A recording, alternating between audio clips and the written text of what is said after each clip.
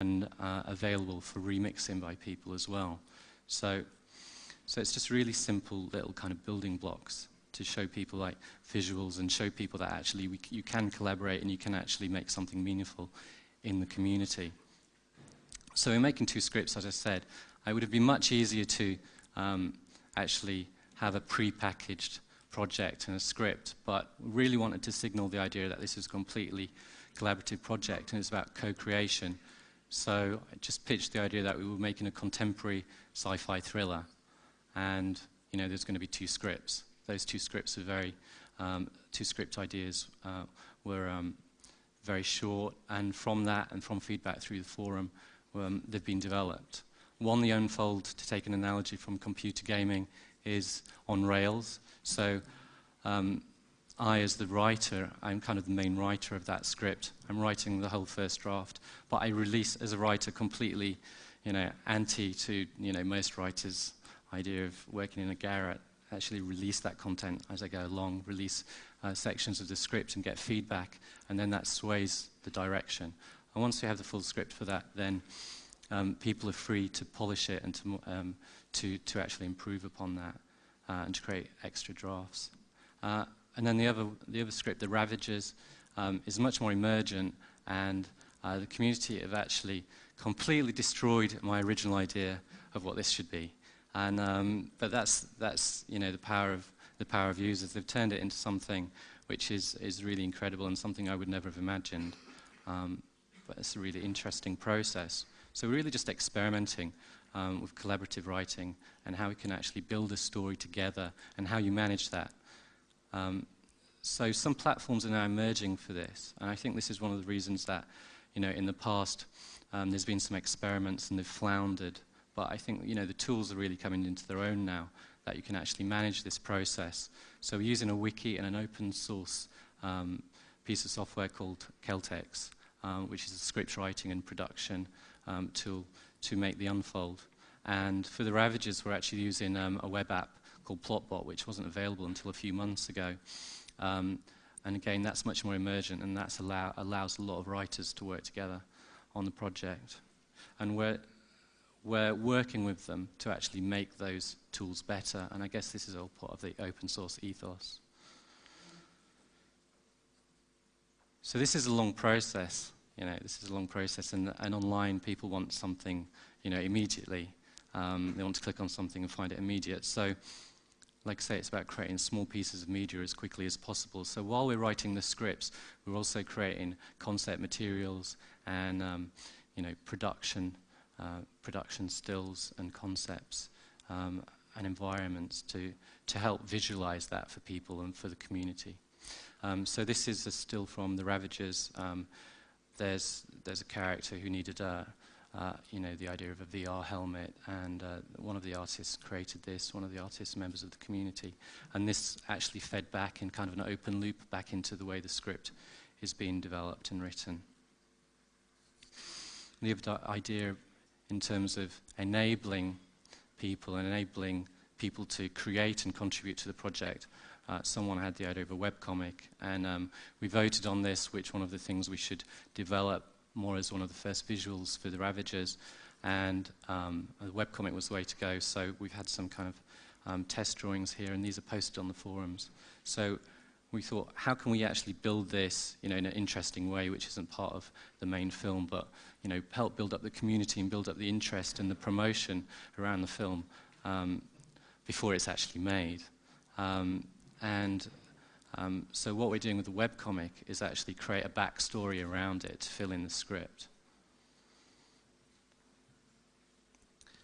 For the Unfold, one of the things I wanted to do was actually just create a key visual piece, and I knew a photographer, amazing Japanese photographer who's now a member of the community called Pala.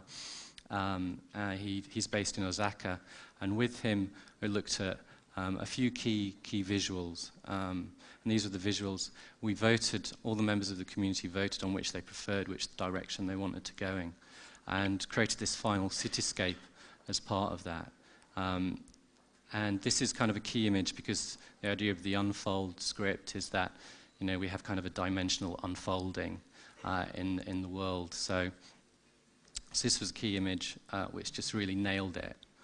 And we're playing around with user-generated content. So as soon as we had that image, put it online, blogged about it, and within a few days we had 40 different designs for the poster, which is just really incredible the way as soon as people get something to play with, they want to produce more. But there's been poster competitions before in user-generated content, but this is something I think much different, because this is more than marketing. What we're doing is we're releasing the material before the actual film is set in stone and is made. So we're actually having a conversation with people, and they know that they can have some agency over the process and help shape it and make it. So this is like really empowering what was once the audience.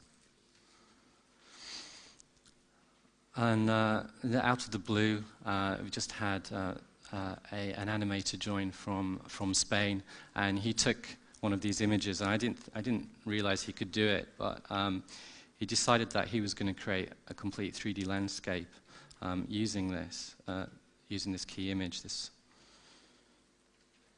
thing by Pala. So he just created a test and posted it on the forum, and said, what do people think? Is this the kind of thing we want for a trailer? Pala had a look at that, said, oh yeah, I see what you're doing with the visuals. How about trying something like this? And this is much of a kind of a 2D plane. This is much more kind of, coming from a much more artist, photographer's perspective, but it's really the idea of conversation and getting your community involved and seeing that creativity and enabling that creativity and directing that, I think.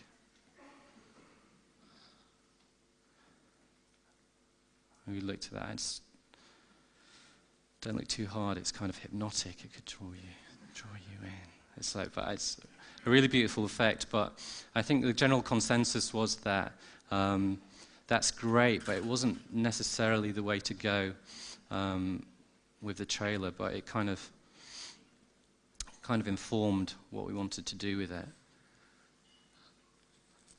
And while that was happening, Mayek was posting on the forums how he actually did his test. So, this is fascinating for a lot of people, especially the early adopters in the community, because they want to get involved because they want to, for maybe professional development, they want to see how it's made, they want to learn themselves, because, everybody wants to create content now. So he's showing that, and with the feedback he'd already got about how we should develop that, came up with this. And so we were talking about, the camera work, what we should do with the trailer, what kind of looked too fake, how we wanted to kind of give some drama to it, as a teaser, we wanted to show the whole, the whole environment and then twist it and stuff. So in the next week or two, we'll actually get a final version of this, and it will go with the sting, and it will be part of another promotional thing online, and kind of short remixing project.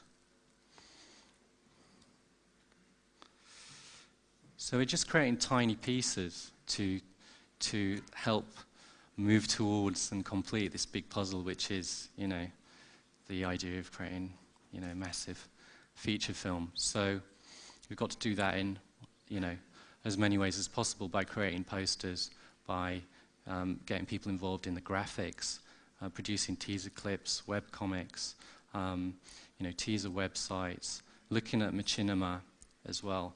How can we apply that, and how can we get other people involved? One of the ideas we have is actually people have posted photos of themselves. We can actually use that to create avatars for particular scenes, so people can actually be in the movie. They don't have to act in it, but their images can be in the movie or can be in the marketing for it. So there's lots of ways filmmakers, can actually think around just the film and to keep interest in it. So it's all about the film being people powered, and